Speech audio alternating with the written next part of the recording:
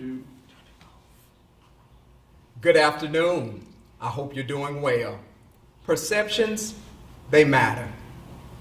The purpose of our discussion this afternoon is to surface some of the challenges that many of our team members and students face in regards to race and culture. While we serve a diverse student population, both racially and culturally, we have a unique responsibility to ensure that each and every student is represented and they feel appreciated and valued for who they are and who they were created to be. Knowing this, I would like to ask for your attention and your consideration as we engage in conversation around the belief that perceptions do matter.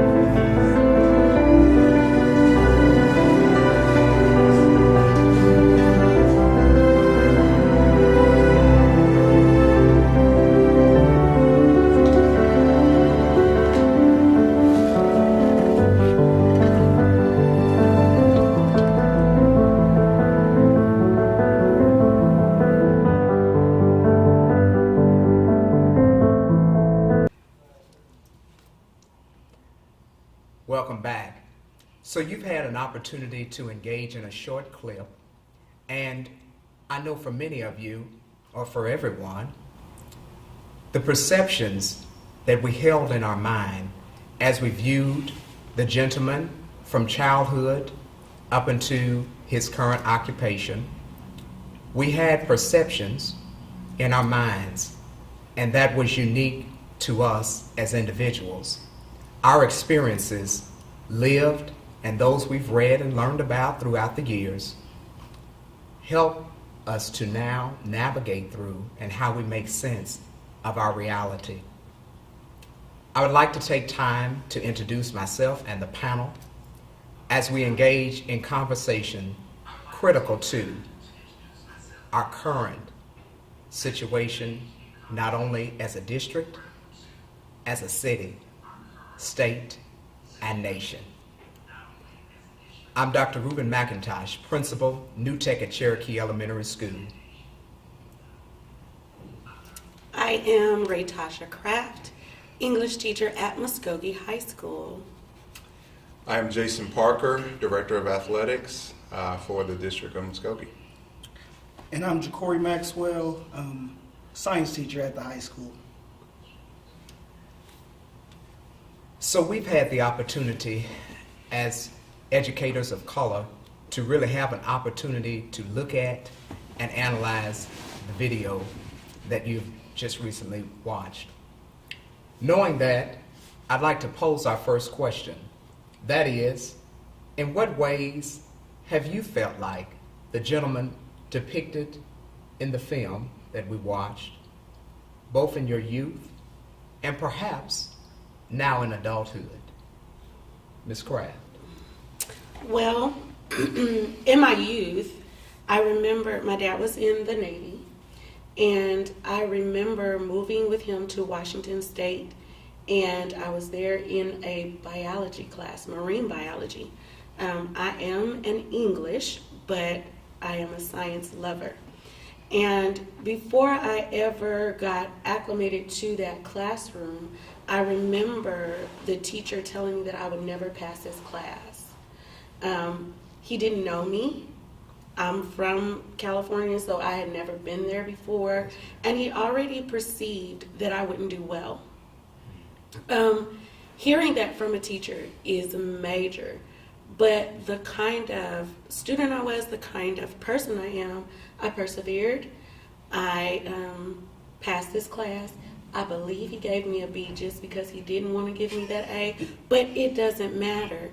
And you realize that people have these ideas about who you are even before they really truly know you. For me, it would be more about being the only. In the video, the gentleman was often alone.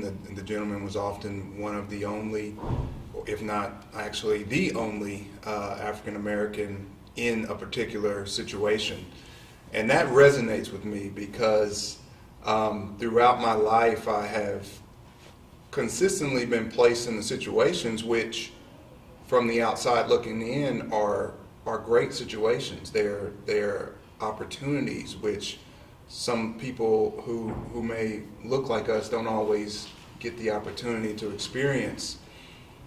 But there's always that dose of reality that you are the only. You are the only person that looks like you. And so with that, not only comes a little bit of an awkwardness from time to time, but also comes another expectation, another level of expectation, because as the only, now anything you do reflects on that entire race, because sometimes you are people's only way into knowing about that race. You're their only contact with that race. And so you, as a result, represent many, which is not your intention, but those expectations are placed on you.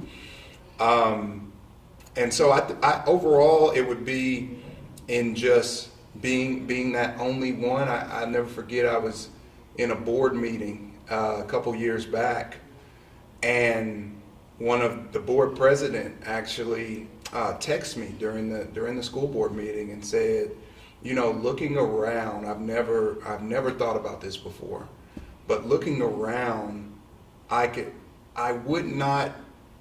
could not imagine what it would be like to be the only white person in the room full of 100 blacks.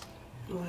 And this was in a professional settings, and I mean, I took what he was saying to heart. I appreciated the sentiment, but we've been exposed to those situations so often that it almost is lost on me now.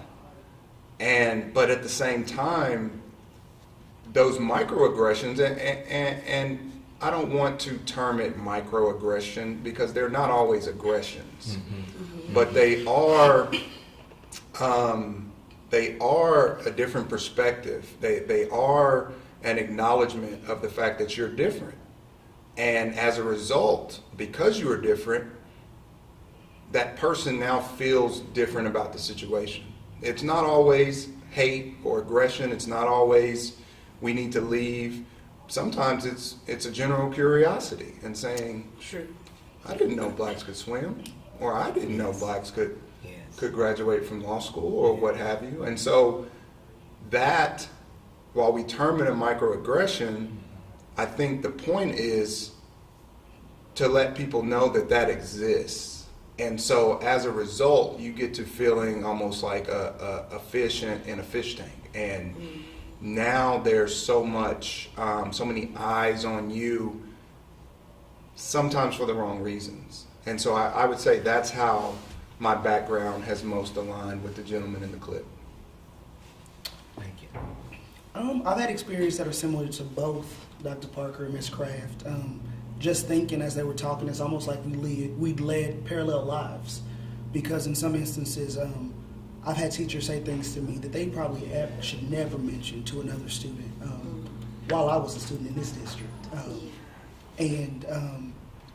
Looking back, I don't think I realized the magnitude of those situations until I became an adult. And it always comes to surface when people say things like, you go to OU?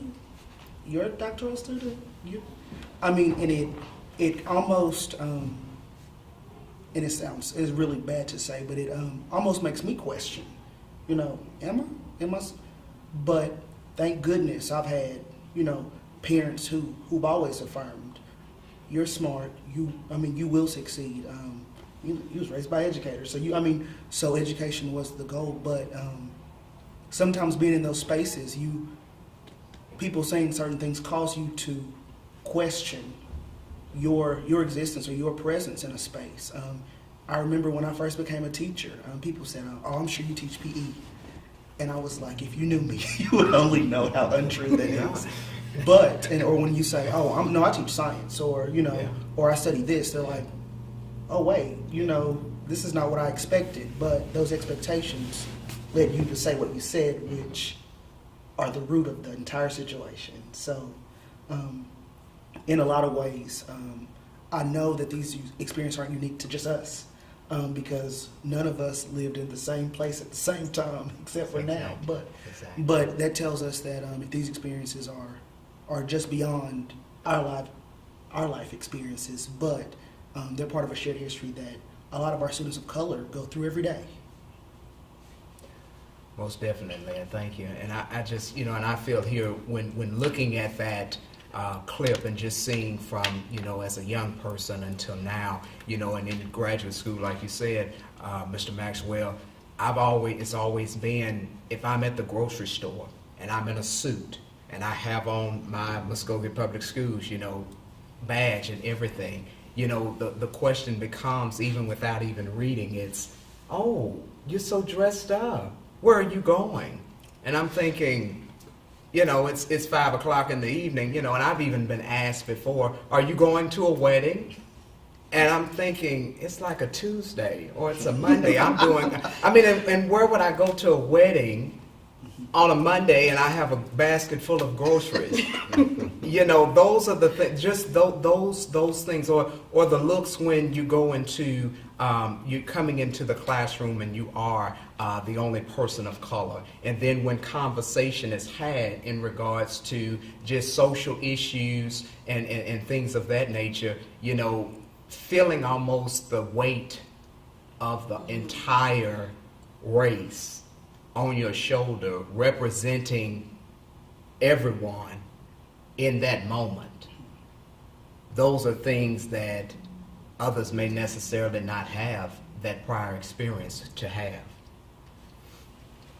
And so as we move forward, knowing with education being central to our shared vision, no matter if you are in a support position, certified position, it doesn't matter, because collectively we're working together for the good of our young people.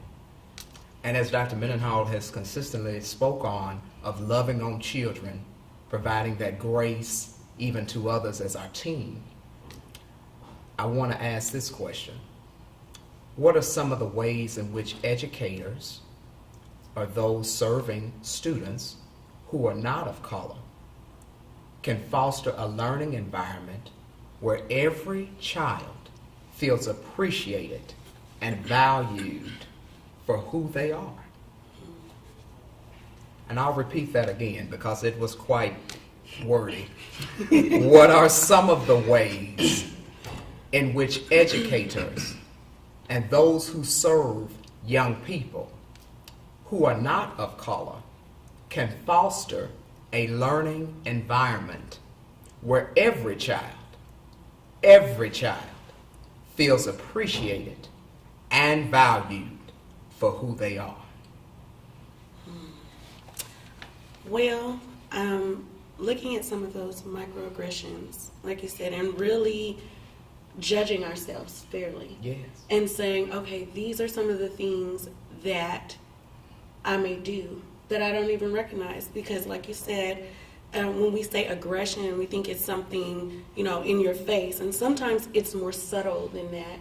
So I know we had a discussion before about simple things like learning children's names, and not shortening their names and being able to pronounce their names, getting to know them in that way.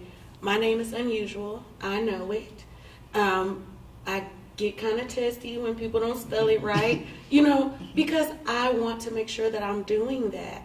And even I have had that in class where there's just a child, I can't get it right. So then I have to have that conversation.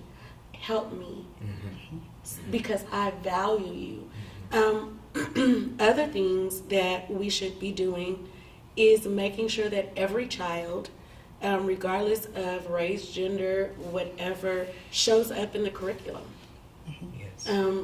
It's very difficult sometimes in my curriculum because I teach English like Brit-Lit, so we don't show up a lot there. But I have to make sure that I integrate pieces that reflect the thoughts and ideas and beliefs of my children of color, that I embrace, gender, and I look at those things, and we have real life discussions about the things that concern them. So just doing some simple things sometimes can make the difference. Definitely. For me, it begins with intentional learning.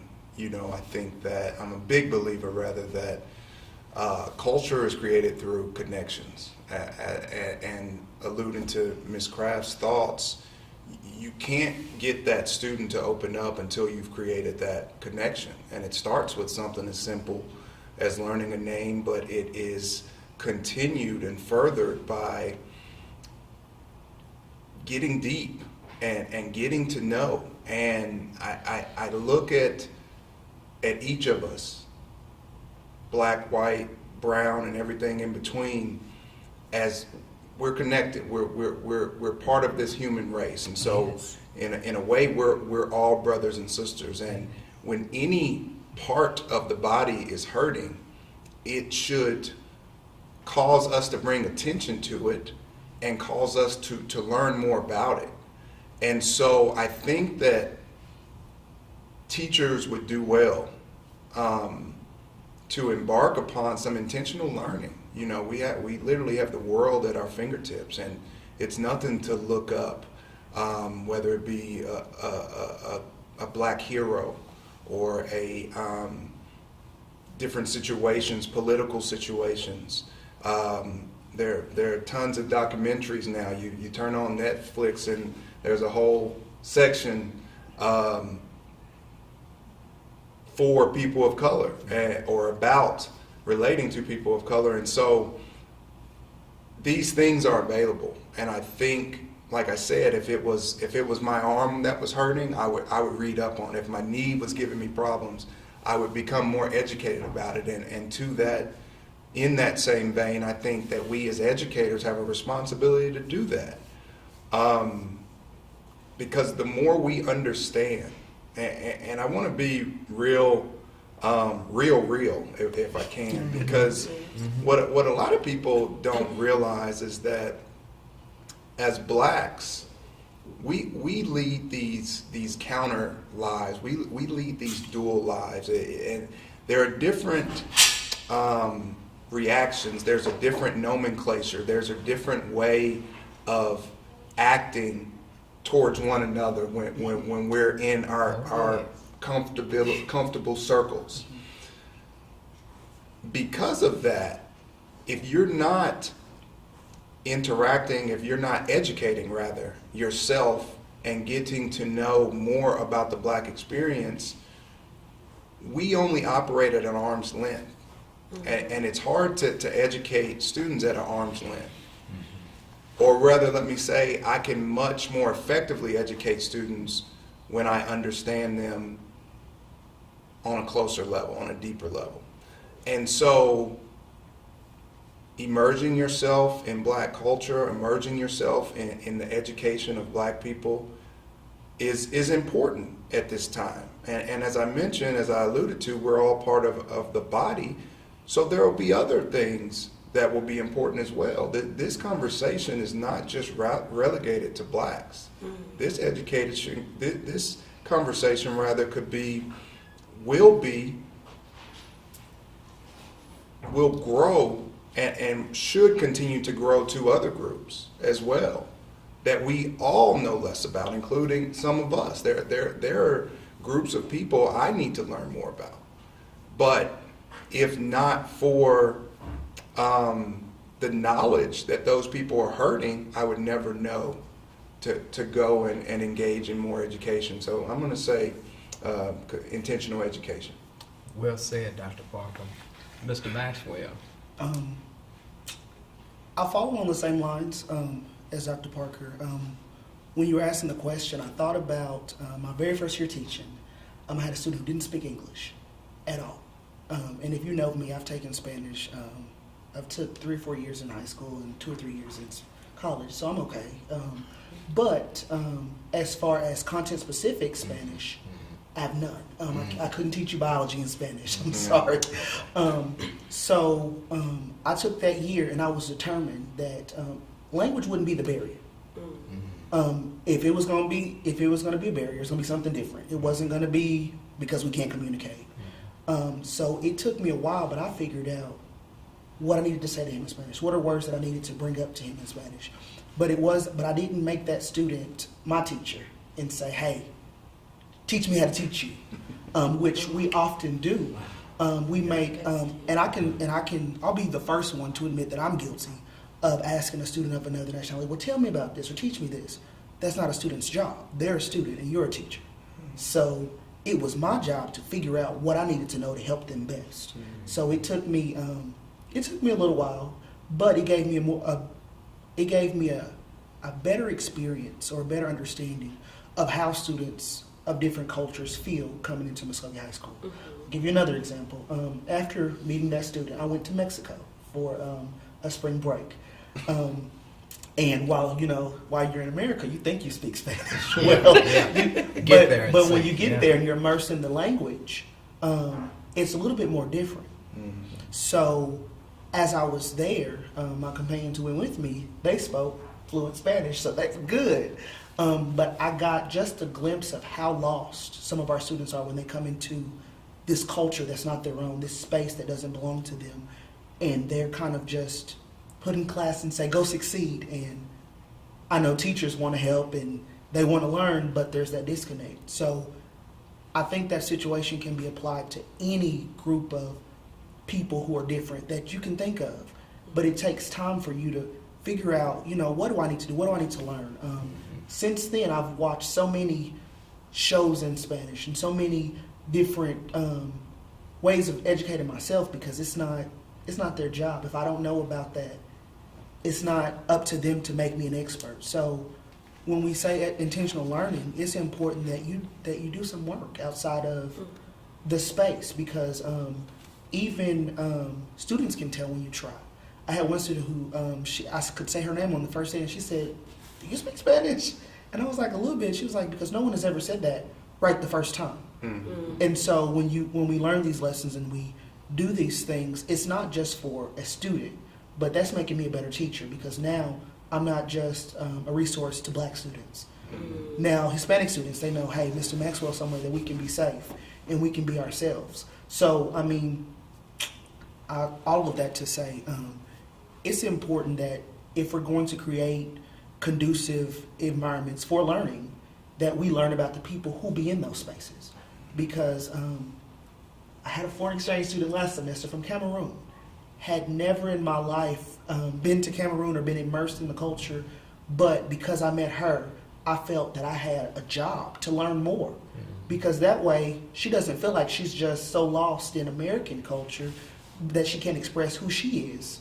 So listen, so she was amazing, but she changed my class's perspective on even culture, because she talked to them about what they learned at her school and the opportunities that they have or didn't have, in contrast to what we were doing here. And all of that made us all better teachers and better learners, because now we know a little bit more, and that's something they can add to their toolbox. But all of that to say, intentional learning and doing that on your own. Can I add to that? What they said about this intentional learning, and I love what you said about it's not up to that person for students to teach us. And I think if you take that outside of the school, I mean, just globally, so many people are asking questions now, you know, particularly with everything that's going on politically. And they're at, well, what can I do to be an ally or to be an advocate or, you know. So I think still, even though people should educate themselves, that we still have to have the hard conversations like we're having now. You know, we still have to be able to talk to our Latin students and say, you know, I really don't understand this and I want to discuss this with you. You know, we have to be able and willing to realize our deficits. I don't understand this and I'm trying to, you know. Because if we don't talk about it, then we get into that same space as people who have those microaggressions. Like, I don't see color. You know what I mean? I need you to see color. Yes. Yeah, we'll get Okay. there. And when we're talking about providing that learning space for every child to thrive, Yes. I can't help but to think also about it being inclusive, knowing that no two students come to us with the same lived experiences. And when we're talking about equity, you know, I sat in a remedial math course at the University of Oklahoma, and, you know, in a sea of 28,000, I just felt like just this one, like I couldn't keep up in this one particular math class. And no matter how hard I was at tutoring, every time that the tutor said, I mean, they knew me by name because I was always there, like always, you know, and working problems over and over and over again. And I say all this to say that, you know, I remember having failed every single test. And it's like, no matter, I just was not able to really identify with the class, with the way the teacher was teaching, and, you know, would even go to office hours, and it was like, what is the, you know, something wrong with me because everybody else seems like they got it, you know, and I don't. And just the commentary of knowing that going into the final, I was told by the instructor that I needed to get a 70% in order because all the assignments were done. Because I went to tutoring to get them done, so that was done. I mean, that was done. But the actual, you know, knowing that I needed to get a 70 to get just a pass to go on to the next class that I had to take for my major, and for the teacher to look at me and say, well, I've done everything that I can do, and so if you don't get it, then I'll see you next semester. And so that, I mean, you know, when that was the drive for me to go back to the dorm, and I ate, slept, and just, you know, those problems over and over again. And you know, everybody does not have that same interpretation of that comment being the force to drive me so that I did pass that test. You know, and that's a part of who I am today. But knowing that, and knowing that as we're getting ready to, for many young people coming straight off the couch for 4 or 5 months now, coming into our classrooms, ensuring that we're doing whatever it takes, knowing that there might be 2 parents at home, there might not be anybody at home, but knowing that while you're here, you're safe, and that I'm going to do everything that I can, no matter if you look like the same color I do or not, that you will, and you can, and you will succeed. Because for some, hearing comments like that, that could have been the breaking point, and I return home, college is over with. It's the experiences that our young people, beginning at ECC, having at our elementary sites, at our junior high sites, at the high school, that we reinforce that foundation and build them up so that they are able to go out and then bring back to the very same community that reared and nurtured them. As we begin, and Ms. Craft, you touched on a point that, I mean, I immediately, it's mantra, if you will. When you hear the mantra, I don't see color, how do you respond? I know we all have that. You know, we've heard it. You know, it gets used, and you know, it individually. Let's all just take a moment and just, you know, and thinking upon that. When we hear that, how does that resonate with you? Oh, not well. Got it. Because when you say things like "I don't see color," you're negating that I'm black. I love being black. You're negating someone's culture and what makes them who they are. I think for me, it was very difficult when I moved here. Like I said, I was born and raised, grew up half of my life in Los Angeles, where we have colors and flavors and I mean, just all the spices. So I'm a spicy kind of girl. My minor in college is Spanish. I just like spice in my life, and so in my classroom I like all the spices, and I value each one. If you have a tasty meal, you want to taste all the pepper and all of the red pepper flakes and all, it is. I'm hungry.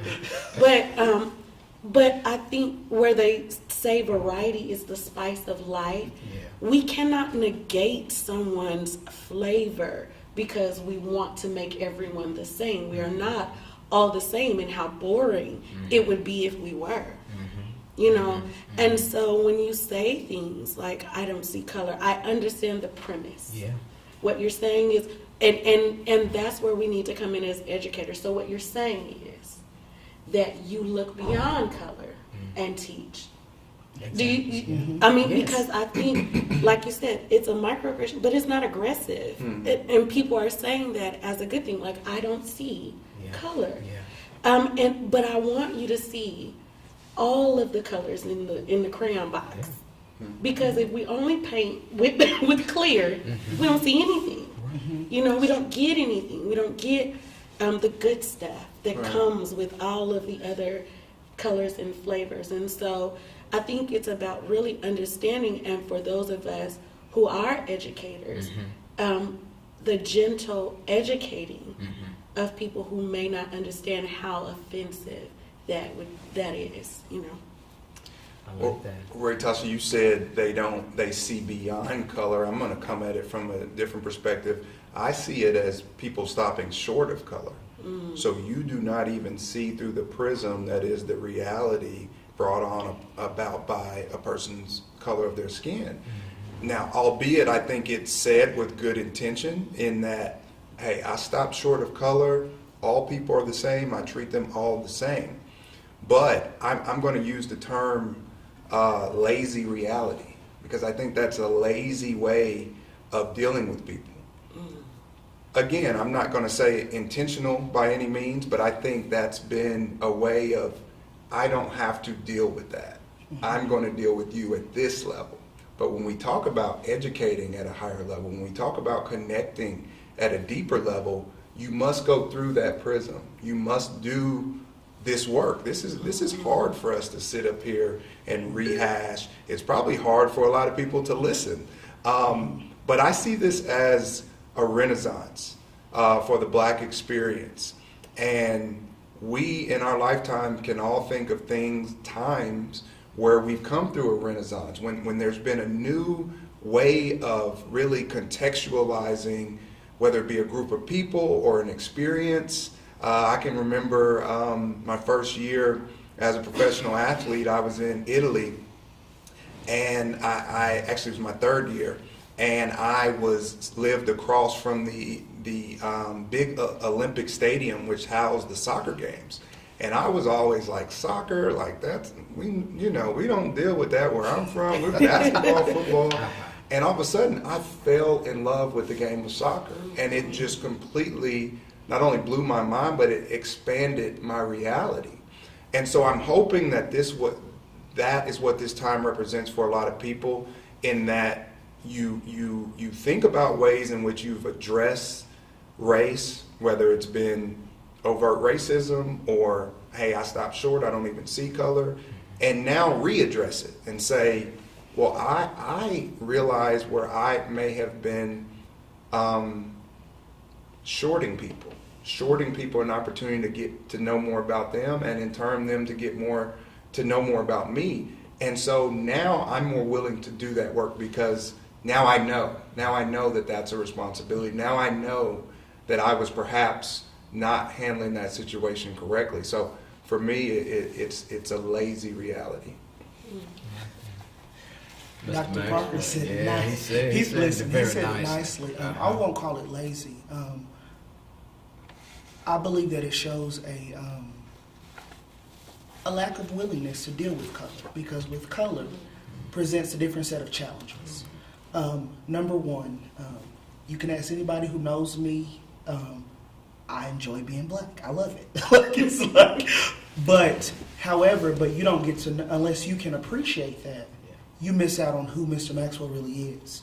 And so when you're unwilling to deal with the potential problems you think color will bring, you kind of miss out, like Dr. Parker said, on, and Ms. Craft, on what it could be. Because one thing that diversity consistently gives us is a different perspective.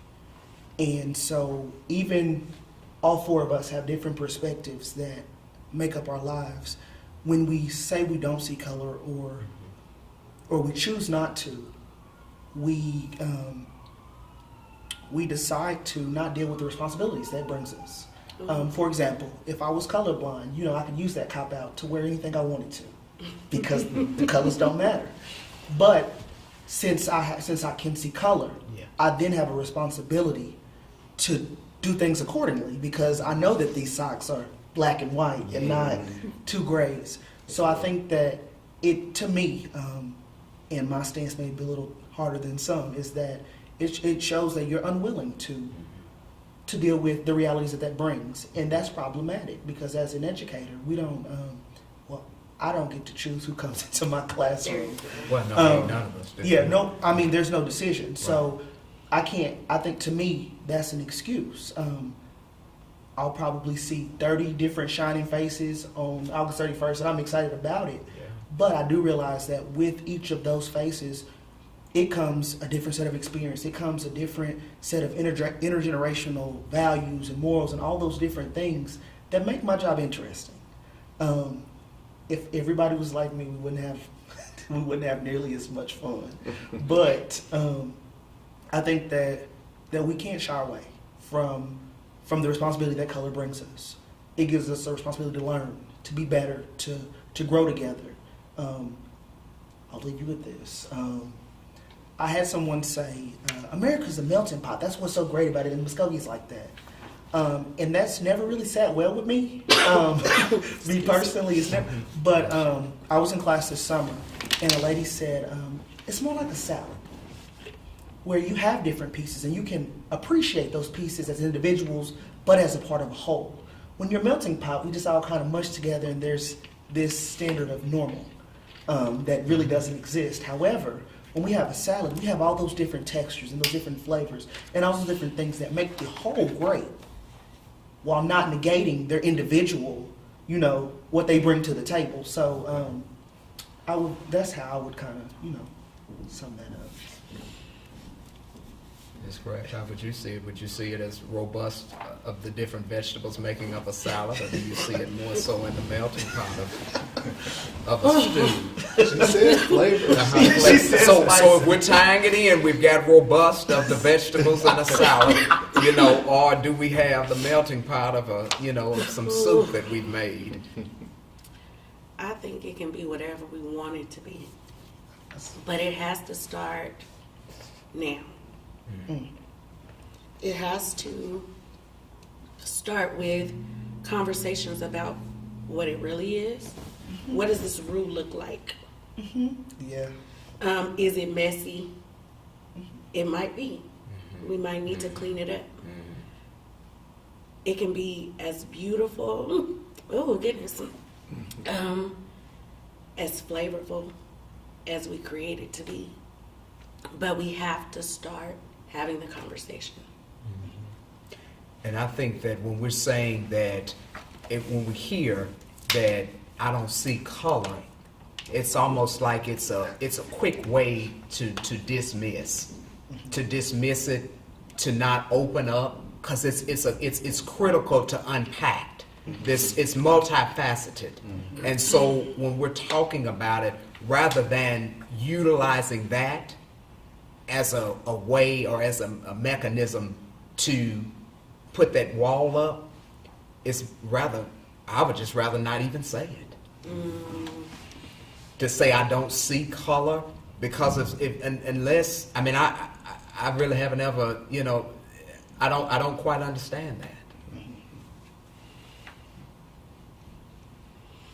So as we are moving forward, we've been in on several conversations. Mr. Maxwell, I remember when you and I, about a year ago, when we went to OU and we served on a panel similar to this. And I know, both Ms. Craft and Dr. Parker serving in the roles in which you serve. We're in on a lot of conversations about race on any given day. And so knowing that can give us all types of feelings. It can give us, an empowerment feeling, or it can give us that kind of a warped feeling when we walk away from it. But nevertheless, what would you say exacerbates you the most about conversations in regards to race? Oh, goodness. For me, I think it is the perception. I am, of course, a little bit different than you, gents. Being a black woman is a very different type of reality. And a lot of times the perception, it depends on how deep you want to get down. Hey, listen, I think you need to get deep. I think we need to dig deep. This is the year of that. This is the year of that. The perception is that we are hard, or that we are aggressive, that we're mean, that my wife often says the angry black woman. Yes, that we're the angry black angry.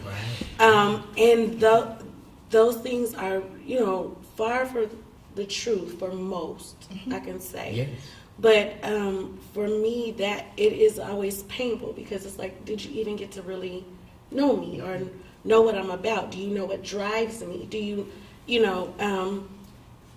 it is tiring. We code switch a lot. And I feel like we have to make others, people who are not people of color, feel comfortable in their spaces. And so it gets tiring, because it's like you're doing twice the amount of work just to be seen. I've had parents tell me that I could not be an expert in my profession. And I was thinking, well, I'm sorry you feel that way. Things that they wouldn't say to my counterparts who aren't people of color, and it gets tiring and exhausting on some days. For me, I would say the tendency to lead or lean more the conversation regarding race, to lean more towards the microaggressions and the kind of surface level things, and really not address the systemic issue of access.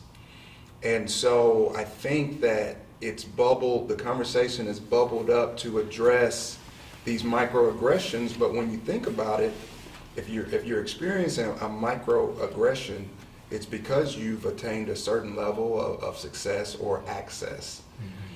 Whereas there's so many of our brothers and sisters who don't have that access, and for me, that's a problem.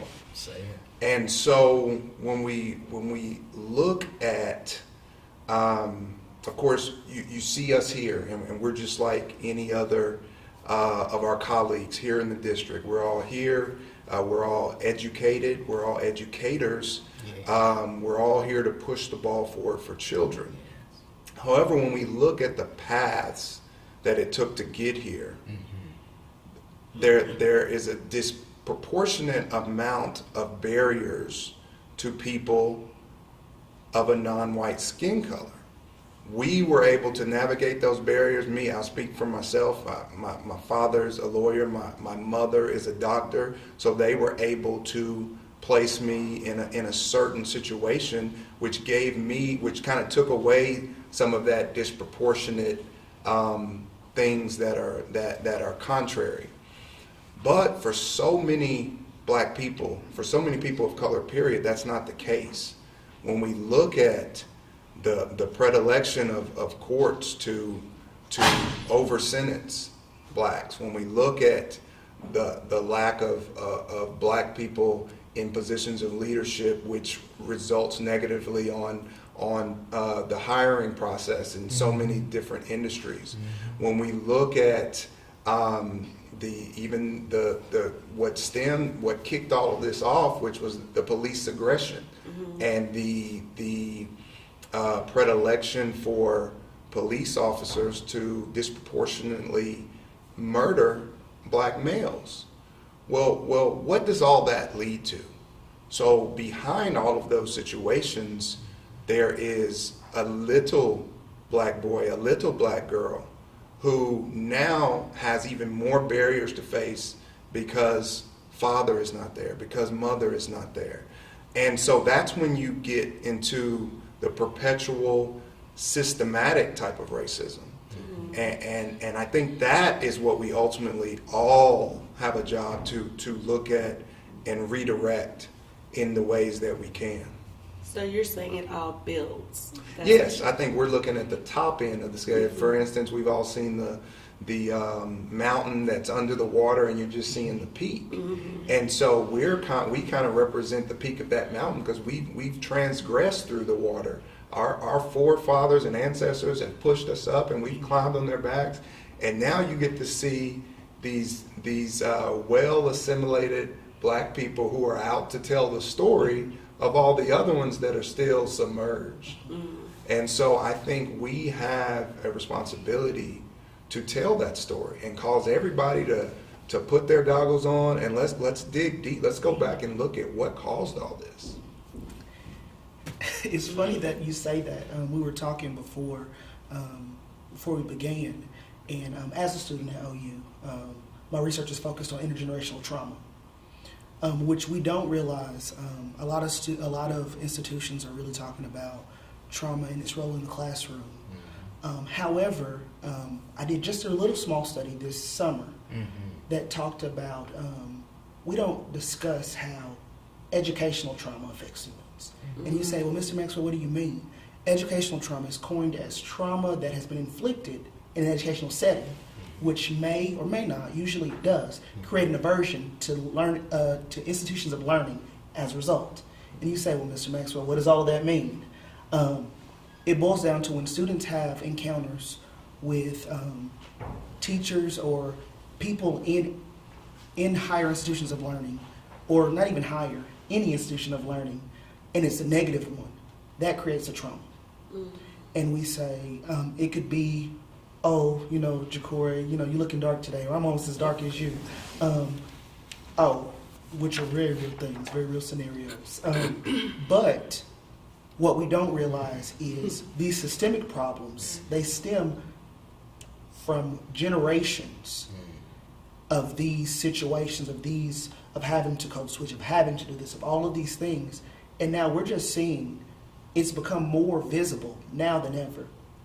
So what makes me mad, all of that, is when we discard or we relegate conversations like this just to inclusion or just a waste of time. Because to me, what we fail to realize is if these conversations are not important to you, that's a pretty good indication that that there's something that maybe we need to look at. Because even though I am a minority, these conversations are still pertinent enough to me to pay attention to and to find do it good to be at and to understand and still seek to understand other people.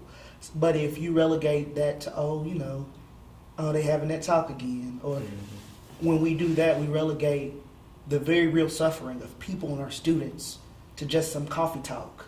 And to me, that's insulting. I mean, if I'm honest. You said something. We've had a conversation about the current pandemic, and Mr. Maxwell said something to the something like, if you are the person affected by this disease, don't diminish someone. It was something so pertinent, and I can't remember the wording, but in this case, if you are the person affected, or you're not affected by this, don't downplay or don't diminish my experience because it doesn't affect you. Oh, I remember. I could stub my toe today. It may hurt. You can't tell me it doesn't hurt just because you never stumped your toe. And that seems like a real simple thing, but it's sometimes we're being told you shouldn't feel like that, or racism doesn't exist. But you don't live my life. You don't share my experiences, and you don't know what I have to overcome or what I've had to overcome. And so we must be mindful that everybody's experience is not the same, and just because it doesn't affect you doesn't mean it's not happening. And I think, too, one thing that is tiresome for me is, the conversations that we have when we're talking about those microaggressions and things of that nature. We sometimes subconsciously will make commentary that is highly offensive.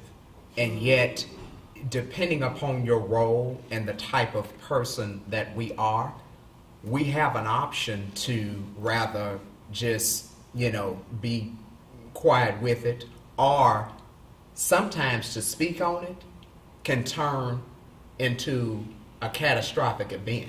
Yes. For both parties involved. And in a time of education, I look at it in various roles that I've served in over the time I've been in education, looking at just when we're talking about specifically home lives, when we're talking about parenting styles, when we're talking about parents versus if foster care, or if we're talking about just various things. And there's so many, when we say our children that are coming to us here in Muskogee, coming from richly diverse backgrounds, it's going to be there. Those variables, if we began to unpack what it means for diversity, that does go into that can't help but to include other areas beyond race. We go into learning styles. We go into family life. We go into just various things. We put in the socioeconomic piece, and knowing that we must be intentional as we're going forward. We must be intentional. These conversations have got to go beyond the scope and the realm that they've gone if we ever want to really be deep with what we're providing for our young people. We want them to graduate and be able to assimilate and to go forward, not be feeling like they have to suppress their blackness or suppress their Hispanic or suppress their Native Americanism. All of that in response to trying to necessarily fit in. But if we're committed to providing that learning space, that environment, that everybody here, no matter what, matters. We're including you. You're included here. We miss you when you're not here. We're not saying later on, sometimes in the lounge or in a meeting, oh, so-and-so didn't come today. Mom might have been doing such and such and such. She came up here and acted a fool. Listen, that sometimes happens. But then, too, that can be hurtful for us because we don't know necessarily what happened in that household on that night. And what happens sometimes, because as minorities, feeling that weight of being that responsive individual to have all of the answers. Have you ever felt like that? Yes. I don't have all the answers. I think I consider myself to be pretty intelligent, but I don't know everything. Dr. Parker, have you ever felt in that avenue that you hadn't been necessarily the spokesperson for those that are, not like you, not the color of your skin of the others that were in the room? Definitely, as I alluded to earlier, talking about the only, you're in a situation where somebody, says something that transgresses your background, your norms, your culture, whether it be wrong or whether it be unjust. And now all of a sudden you have a responsibility, because you feel an internal responsibility and obligation because you're the spokesperson. Yes. If not for you, then how will they learn? But at the same time, there's a juxtaposition because it places you in a tough relational situation. And so, yes, to answer your question, I've definitely experienced that. Mm-hmm. Yes, Mr. Maxwell. I have felt it, and you want to be leery of people who want to have the answers for a specific group. For example, I had class this summer. I had June only classes this summer, so I was in class on Juneteenth, and one of my teachers, she reached out to the whole class, i.e. me, as the only person of color, and said, "Who would like to teach us about Juneteenth on tomorrow?" And I knew it was coming. However, I was just I was going to wait it out and see, would somebody else say something? Because we all knew I was the only black person. Did you in pray class. So I did. I emailed back and she said, "Well, I was so glad that you decided to do it. I wanted to email you by yourself, and I was like, I'll tell you what I know." Yeah. And even as teachers, it's the same token. I don't know everything there is to know about biology or earth science. However, I can tell you what I know. And anybody who doesn't just give you what they know and wants to be the spokesperson, those are people you have to be leery of. And I'll leave it at that. Well, that puts... Okay. Okay. Knowing that we have conversations all the time. I mean, we can have them whether they be via social media, Facebook, Instagram, what have you, Twitter. It can't just stop with a conversation. And so as we're getting ready to go back into the classrooms and students are going to be coming to us, some whether it's distance learning, some whether it's in physical, brick and mortar situations. What are some of the things that we can engage in, no matter our role of service here in Muskogee Public Schools? What are some of the practices, some of the continuation to this work as we're moving to tear down any walls that may be pre-existing, maybe those that have been existing for years? How can we really dig deep going into the 2021 school year? One of the ways is to, like you said, really get to know our students, to know who they are and their makeup, and to understand the subtleties that the subtle differences that race brings. Like sometimes I've heard, "Why are those black girls so loud?" That's something that if you were educated, you would understand that is a cultural thing. So it may not be a disciplinary thing. And just really understanding those just things that make people who they are helps us to do a better job in the classroom. Let me ask this. if you, for someone who, let's say I don't know that sometimes African Americans are talk real loud, and we not necessarily meaning anything by that. Let's say I don't know that. So how might I understand that when I'm expecting everyone to come in talking at a a level 1 or 2, not a 9 or a 10?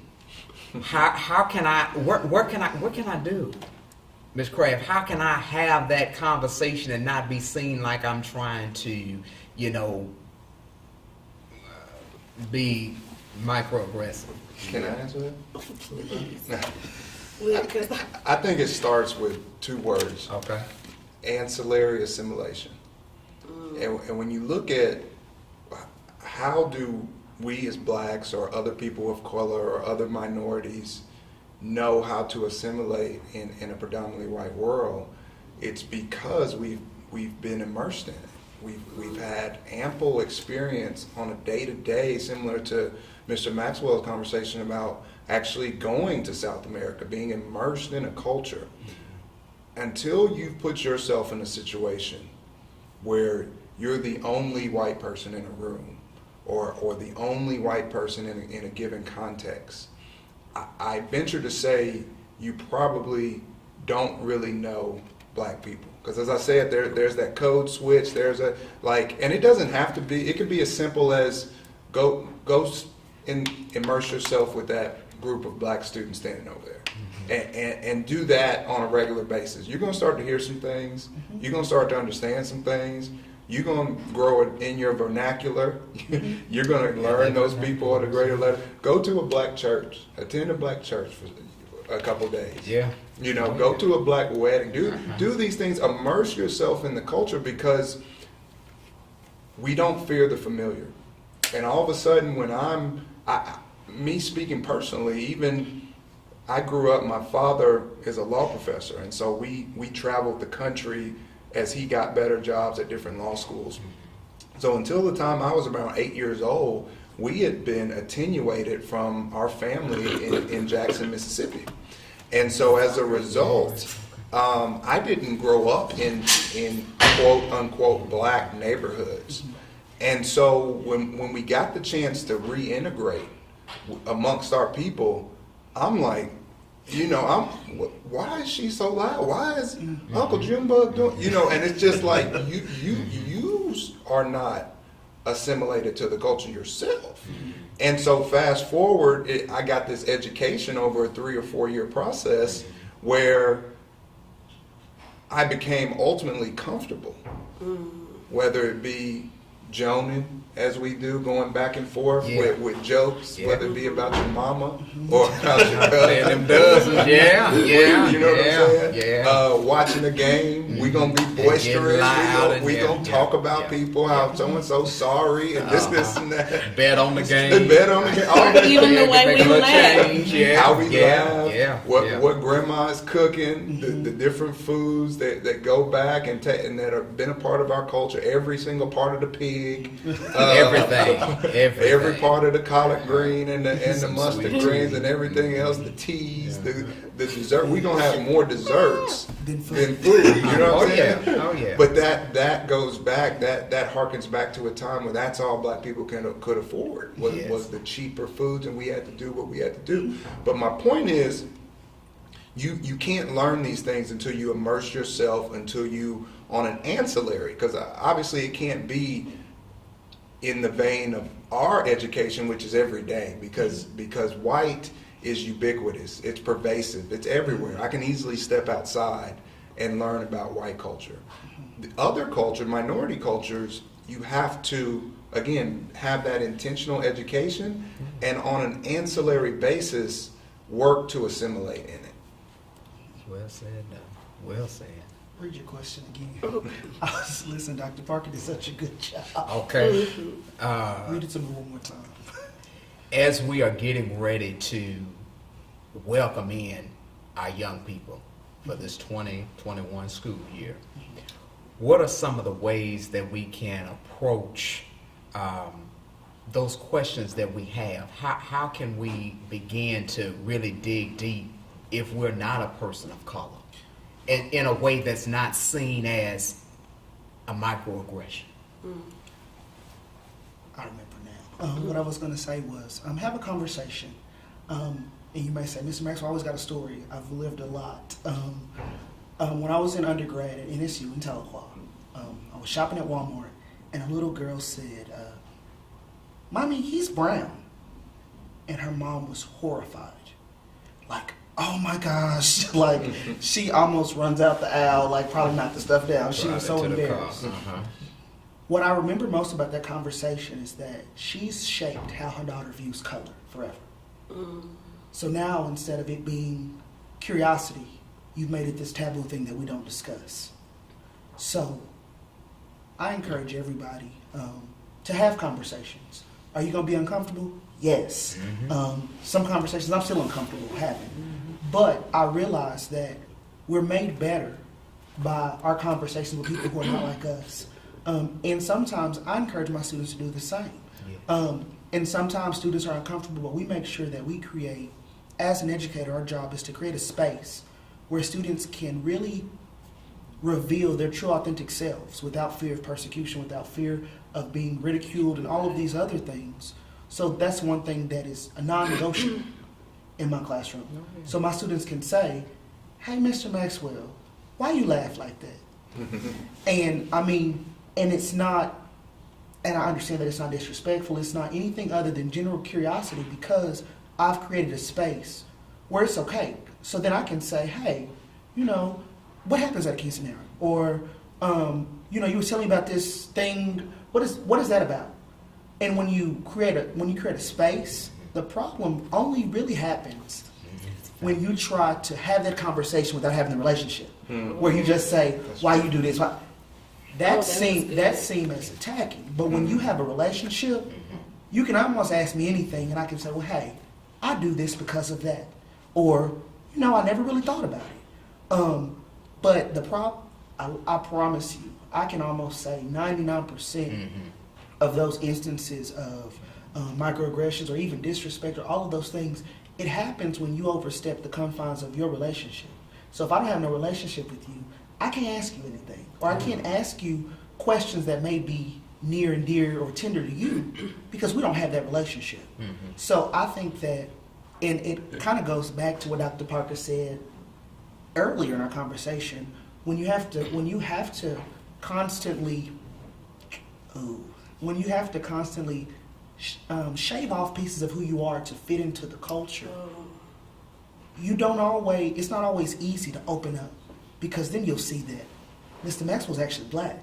And it's not something that's intentional, but when you constantly have to fit into this mold that is teacher or that is whatever, a lot of times it becomes exhausting to have to, now I have to, you know, teach you about what it means to be black, or I have to do all these things. So it's important that we work on building relationships with our students, with our peers, with our colleagues, all because when we build those relationships first and we respect those differences, then we can question. But the problem, I promise you, it lies almost solely in you overstepping your relationship. So if you build the relationships, the knowledge will come. It probably will flow easier. Because once I immerse myself in your culture and I get to understand your family, and then we can have those conversations, and they won't be as awkward or they won't be as uncomfortable. Because. But, okay, I have a question, Dr. Parker. Did you say that sometimes because we're not operating in spaces that are ours, that sometimes we're kind of hands on when people come into our spaces? And I wanted to say about that, those relationships are important, because if we don't feel like we can be our authentic selves, if we don't feel like I can be 100% me, and you won't judge me or label me or put me in a box, then we can have, we can have open dialogue and open conversation. But if we don't feel safe in our spaces, or if we don't feel valued in our spaces, it makes it very difficult to have those conversations. Because if you don't value me on the day-to-day, the little things, then how are you going to tackle something as complex as race? That's true. I'm not going to be vulnerable with it. I can't be. I feel like And a relationship, we must say, it has to be authentic. It's got to be authentic. You know, just to as in day one, you know, with knowing that this year is going to be unique to any other year previously. Oh goodness, there's a lot. That is the one critical element that's going to have to drive us into really being intentional and making the impact that we really want to make. And relationships at all levels. You know, our students first and foremost, but then taking it a step further, and the parents as well. And just thinking upon our past, and while we had, you know, exposure to just different, you know, experiences as we all have had here prior to, you know, every child does not have that. And so being able to come to school and being able to know that when I'm not present at school, it's not even up for conversation what may have happened at home. It's that when you return back, I'm so glad to see you. I hope everything's going well, okay? But knowing that is there, that trust, that I know that you're meant to be here, and that child knows that. From ECC on up, that they know that when I'm here, I belong here. And that, you know, that those are the things that are going to drive and really help us to propel moving forward. And it's not that it's not happening. It's just that, you know, we want that to be accessible for everybody. And I also think, Dr. McIntosh, it's important. I would encourage educators to see this, to view this as a learning opportunity. You know, so often we say, we contextualize our capacity in the district or in our sphere of influence as one of, I'm there to give others this information. I'm there to lead and it's coming from me to them. But we got to realize that you learn so much through process, and situations occur so that you can actually receive knowledge and grow as a person. And so there has to be an open-mindedness with which everybody approaches this conversation and this new situation, this renaissance, as I alluded to earlier, in that this is an opportunity for me to get better. Because if I'm still here on this earth taking in air, it's because I can learn something. I can get better in some manner. And so, to me, this just represents the latest thing. This is the latest situation in which we as a people can get, as a human people, can get better, can grow. And there will be other situations. There will be, as I said earlier, there are other contexts which we haven't dove into. Is that even a word? Yes, Dr. Dove. I'm make making it it up a word. Yes, I'm yes. cementing that a word. We have not even gotten into, and this is the experience of humans. We're growing. We know more now than we knew 100 years ago, and so on and so forth. I even, obviously being an athletic director, I look at it from the athletic context. And many of you played sports. We can all remember when it was commonplace for a coach to grab us like this, or for a coach to curse people out. We didn't know the effects that had. Similarly, we don't know how, we all haven't always known the effects, the reverberations of failing to see people's race, failing to see people's backgrounds, and failing to figure that into the equation when I'm dealing with this person, when I'm in relation with this person. And so I think if we all began to look at this as an educational opportunity, we become more open to receiving. And more open to accepting too. Because it seems like right now this conversation is centered around race, and it is. But like you said, it goes beyond that. It goes to gender, it goes to socioeconomic status, it goes, when we are more open to see people's differences, it helps us to understand them at a deeper level. And it starts with relationship. We have to be able, and we have to be willing. You said open.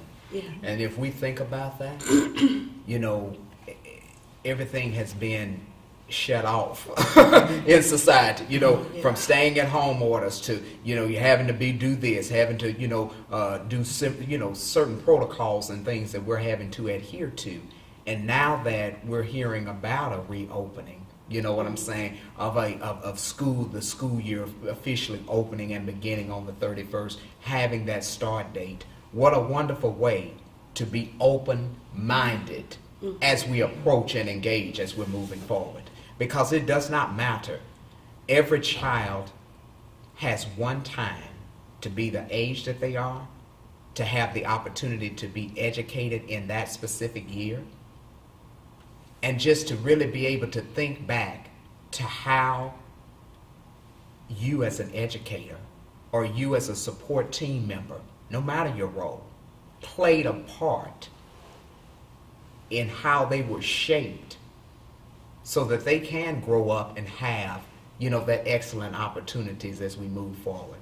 Because it doesn't matter if you're in an affluent neighborhood or not. It doesn't matter if you're black or white. We all have worth. As Dr. Parker stated, we're brothers and sisters. I feel like if we are able to dismantle what society, what history, and other avenues have built up and perhaps continue to support, we can then begin to have those conversations. But it's going to take some time, and it's going to take consistent work. It cannot stop here. We have to be willing to engage in the ongoing maintenance, to not just have a conversation here and there. It needs to be ongoing. As we know, relationships require maintenance. No relationship is perfect, whether it's marital, whether it's, you know, student-teacher, teacher-to-teacher, those collegial relationships. All of it ties in together. And as members of the Ruffer family, these are the ways in which we will have to go forward if we're wanting to encompass and ensure that our vision and mission to reach every child is adhered to and supported. And as we're immediately approaching that start to school and getting our classrooms and our atmospheres ready to welcome students, personally, in your role, I think it would be wonderful for us to reflect and share with our team who's watching us what are some of the specifics that you're going to be doing personally, because we all have a diverse role here. Take a moment and think on it. What are some of your next steps as you begin to prepare for that bright, shining morning on the 31st of August? Well, I think it for me, it's remembering that it's a two-way street. You know, we talked about access earlier, and sometimes because of our experience, sometimes it's just a natural predilections people have to be introverted, that sometimes I forget I have an obligation to be open, to share, to not be offended by those conversations or those one-off questions, even if they do come out of left field from maybe somebody I don't have a relationship with, or if it's undertaken in a manner that that's not something you say, or maybe I'm uncomfortable, or whatever the case may be. But to remember that there's a dual obligation here, and there's an obligation to, as I mentioned earlier, if whites or non-blacks or non-minorities need to learn to assimilate, there's a deeper level to which blacks can learn to assimilate with whites and say, hey, come over for dinner. Or, hey, I know my coaches invite me all the time on fishing expeditions, and believe me, there's a different level of learning that goes on about an individual when you get into that level of relationship with them. And so for me, it's the constant reminder that this growth in the race conversation is twofolded. Well said. For me, I would encourage my colleagues to set the atmosphere early. In my classroom, we give positivity, right? We are a family within our rougher family. We are a family in that room, and I set the atmosphere that we don't have any talk that may harm. Okay, and so I have an awesome discipline because we get to talk about everything. But we want to do so in a way that it brings us closer together and not farther apart. Mm-hmm. So when you set the atmosphere and we say we can have hard discussions, but these are the things that we won't do. We won't harm anyone. Exactly. We won't speak ill of anyone. And if you have a different opinion, okay, let's agree to disagree. And I think that has to happen top down. The teacher has to have that conversation and then enforce it in the class. So there's one thing to be playing, to play the dozens or whatever, but then there's another to intentionally say something that will harm our neighbor. And particularly with high school students, you have to kind of watch it because those can get out of hand if you don't keep it in check. But for the majority of my tenure here, by beginning early, by having those conversations and saying, okay, we won't harm each other, and then making sure that happens in the classroom and enforcing it. We've had some really deep conversations. When we get together and we circle, children embrace each other, they cry. You can't have an atmosphere like that if you don't set it up for relationships between you and students and between student and student. It helps it go a lot smoother, and then you can have those tough conversations, and they may be emotional, but it won't bubble over to the point where you cannot continue or where you can't seek an understanding. Mr. Maxwell? The first thing that I do that sets the tone for our entire year is I learn my students' names. And you may say, Mr. Maxwell, we all do. My name is Jacory, it always has been, with a capital C and an apostrophe. And something that never gave me more anxiety than waiting for roll, for them to butcher my name. I've been called Yakaraj and Jacory, and I'm like, it's Jacory. But when you realize what a name is, and you seek to then learn it, my parents thought that was the best name for their second son. And so that means that it meant something to them. It has weight. So the first thing I do is learn my students' names, because from there we can begin to build relationships. And you may say, maybe not a name, but it's that important. It's different to say, hey, you over there, or you in the blue shirt. But when I say, hey, Miss Kraft, or hey, Dr. Parker, that means a little bit more. And then we can start to build relationship and we can start making connections. I'll say, be sure that you do that, because nothing has been more disheartening for me as a student, as an adult, and even as a teacher, for us to go through everybody's name in the roll. And I've had people skip my name and try to say it last, or even go to Mr. Maxwell, and you may think that, I'm helping, but that in itself will tell students how you feel about them, and you say, maybe not. But your willingness to learn and make mistakes, I've even said, I've had some difficult names, but I always say, no, you don't let me say your name wrong. You correct me until I get it right, because it was important enough for your parents to name you that. It's that important that I get it right. So be willing, be honest, and be open, because kids know that from day one, from the first roll call to the graduation ceremony, they know who you are. So don't be afraid to make mistakes, but grow from them. So that way, as you're growing and they're growing, you grow together, and that's where those connections and relationships go. And I can honestly say, you know, as a school leader, ensuring that team-wide, everybody knows that I'm right here with you. And my team, I think some of them now, they all know that I was here. But just like on today, we started together.